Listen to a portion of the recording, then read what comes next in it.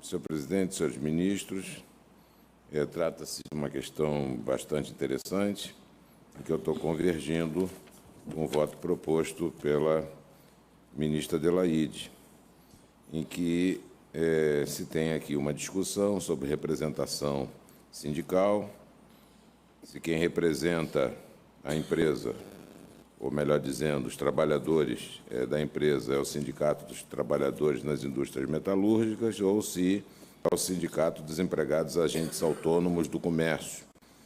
A empresa é a Egemprom, empresa gerencial de projetos navais.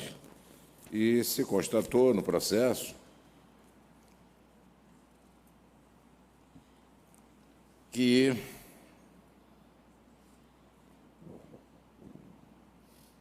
a empresa, na verdade, embora ela tivesse alegado que ela fazia gerenciamento,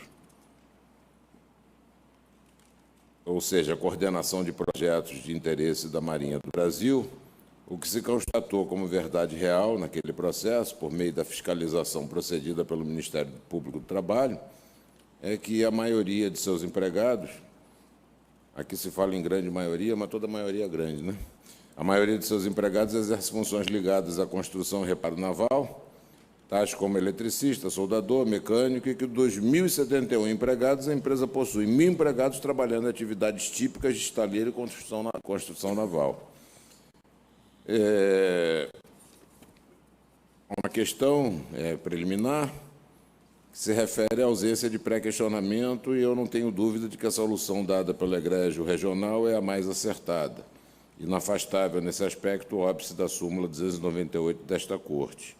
Igualmente, não teria sucesso a pretensão desconstitutiva sob a alegação de vulneração do artigo 5º2 da Constituição Federal, nos moldes da OJ 97 desta colenda subseção.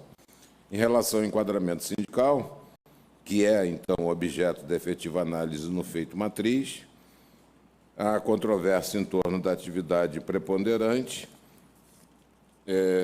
diz respeito ao fato a que eu mencionei ainda há pouco. Então, há empecilho ao pedido desconstitutivo baseado na atividade e objeto social da empresa, o entendimento consagrado nesta Corte, no texto da súmula 410, como óbice que se erige em desfavor da pretensão de corte, diante do fato de que, realmente, a atividade preponderante aqui da empresa não diz respeito à coordenação e sim à metalurgia. Cumpre ainda a análise quanto à mencionada violação dos artigos 128, 264, 294, 297, 460 do CPC e 847 da CLT, nascida do aceite de aditamento à peça inicial após a apresentação da contestação. Embora o acórdão tenha registrado que o pedido de reajustes salariais previstos em normas coletivas foi formulado após a contestação do primeiro reclamado, o TRT não emitiu tese sobre eventual nulidade em razão do momento do pedido, sendo certo que o registro do fato teve por fim apenas fundamentar a oportunidade do pedido da Engeprom de dedução dos reajustes espontaneamente deferidos. Observe-se que, no feito matriz, mesmo com a oposição de embargos de declaração, a empresa não ventilou essa suposta nulidade, e que, de certa forma, até a beneficiou, porque permitiu que ela postulasse essa dedução. Então, diante de todos esses fatos, eu acompanho a eminente relatora no sentido de se dar provimento ao recurso ordinário do primeiro réu, que é o Sindicato dos Trabalhadores nas Indústrias Metalúrgicas, Mecânicas, etc., para julgar improcedente a pretensão desconstitutiva.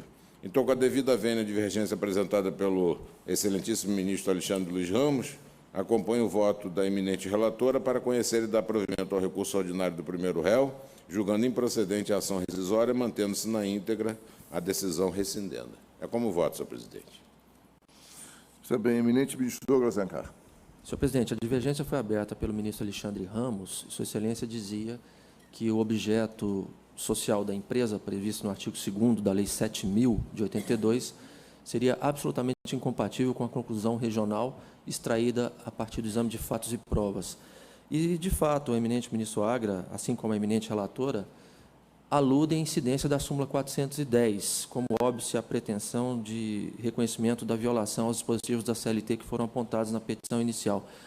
Se nós pudéssemos superar a súmula 410, se cometêssemos a indiscrição de reabrir todo o acervo fático probatório e se chegássemos à sentença proferida na ação matriz, veríamos que a questão realmente foi resolvida à luz de um exaustivo exame de fatos e provas. Houve diligências, houve elementos documentais, houve intervenção do Ministério Público do Trabalho, houve consulta aos auditores fiscais do trabalho que investigaram as atividades da empresa.